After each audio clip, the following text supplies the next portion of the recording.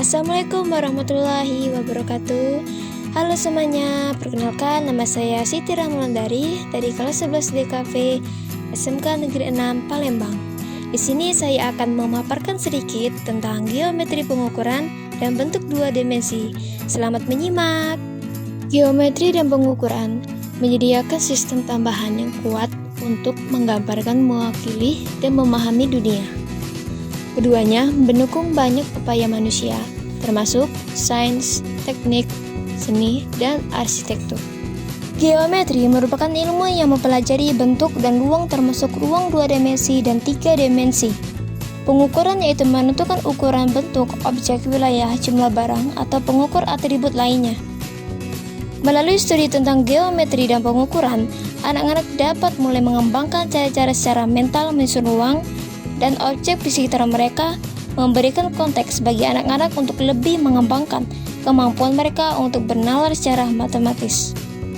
Setiap objek tiga dimensi atau bentuk dua dimensi, bahkan yang sangat sederhana, memiliki banyak aspek yang dapat diperhatikan. Bentuk keseluruhan, bagian dan fitur tertentu dari objek atau bentuk dalam menentukan ukuran suatu bentuk atau objek seseorang harus terlebih dahulu membutuhkan aspek atau atribut ukur mana yang akan difokuskan.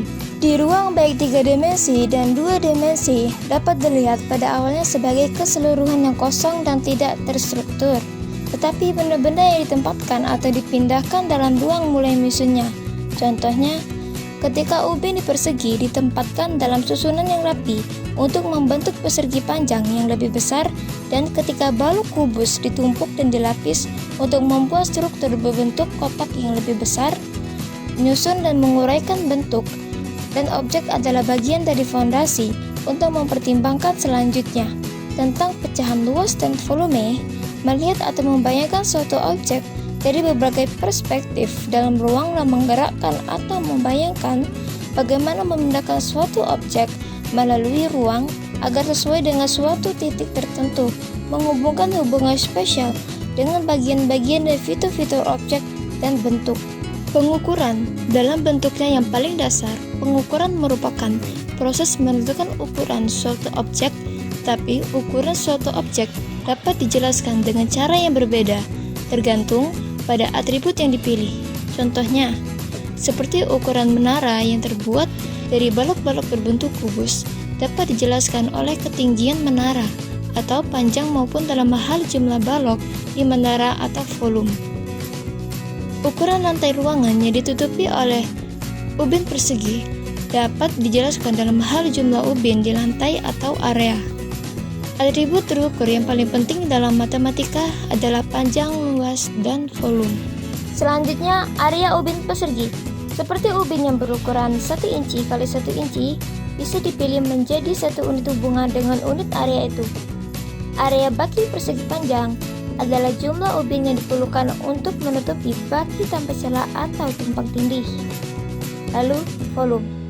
Blok berbentuk kubus seperti blok yang berukuran 1 inci kali 1 inci dapat dipilih menjadi satu unit. Volume sebuah kotak adalah jumlah kubus tersebut yang diperlukan untuk mengisi kotak tersebut tanpa ada celah. Untuk anak-anak kecil, ukuran umumnya akan dibatasi untuk bilangan bulat. Tetapi pengukuran adalah konteks alami di mana fraksi muncul, misalnya seperti mengisi ember dengan pasir. Seorang anak mungkin menuangkan dalam 14 penuh pasir dan satu gelas lagi yang hanya setengah penuh dari pasir, hingga volume ember itu sekitar 4,5 gelas. Gagasan penting namun halus tentang unit yang dipelajari anak-anak secara bertahap adalah bahwa ketika mengukur objek tertentu, semakin besar unit digunakan untuk mengukur, semakin kecil jumlah total unit. Sebagai contoh, anggaplah ada dua ukuran tongkat untuk digunakan sebagai satuan panjang, tongkat pendek dan tongkat lebih panjang. Diperlukan lebih banyak batang pendek daripada yang panjang untuk mengukur panjang yang sama.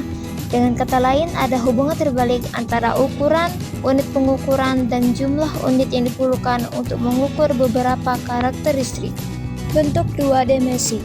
Bentuk dua dimensi yang biasa dipelajari dalam geometris seperti segitiga, persegi panjang, dan lingkaran. relatif sederhana dibandingkan dengan sebagian besar bentuk di dunia alami. Bentuk ini relatif mudah untuk digambar atau dibuat dan juga untuk diuraikan dan dianalisis. Banyak objek yang diproduksi seperti permukaan meja dan peralatan memiliki bagian-bagian yang merupakan perkiraan segitiga, persegi panjang maupun lingkaran.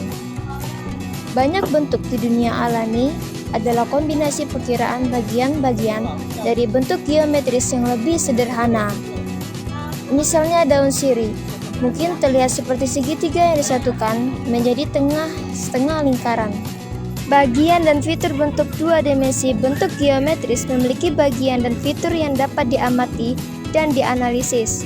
Bentuk semua memiliki wilayah dalam dan batas luar membedakan wilayah dalam. Bentuk dua dimensi dari batas luarnya adalah fondasi yang sangat penting untuk memahami perbedaan antara perimeter dan area bentuk di kelas, kecuali untuk lingkaran batas luar dari bentuk geometris. Dua dimensi yang umum terdiri dari sisi lurus dan sifat sisi ini, dan hubungannya satu sama lain adalah karakteristik penting dari suatu bentuk. Seseorang dapat memperhatikan jumlah sisi dan panjang relatif sisi. Apakah semua sisi memiliki panjang yang sama atau beberapa lebih panjang dari yang lainnya? Di mana dua sisi bertemu adalah titik sudut atau simpul. Satu pengamatan menarik adalah bahwa jumlah simpul sama dengan jumlah sisi.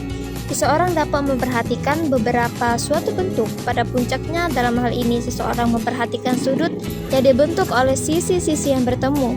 Pada titik dalam beberapa bentuk, semua sudutnya sama seperti persegi panjang dalam beberapa bentuk.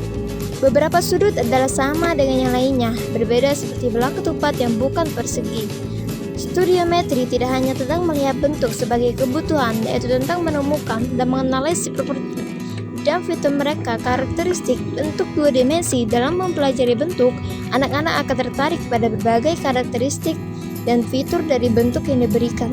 Misalnya, definisi segitiga adalah bentuk dua dimensi dengan 3 sisi lurus. Segitiga juga memiliki 3 simpul dan 3 sudut.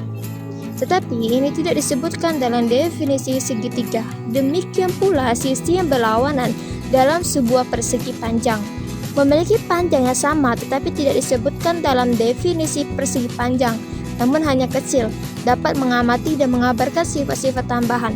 Bentuk ini misalnya ketika seseorang meliputi segi panjang dari kertas dengan melipat sudut kanan, orang dapat melihat bahwa sisi yang berlawanan dari persegi panjang itu memiliki panjang yang sama. Persegi panjang tidak dibangun dengan maksud agar tepat untuk membuat sisi yang berlawanan memiliki panjang yang sama.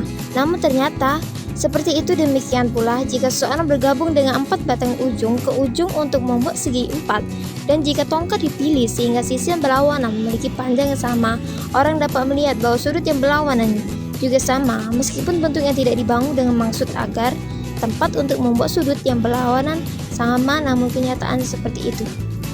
Demikian yang dapat saya sampaikan. Terima kasih. Wassalamualaikum warahmatullahi wabarakatuh.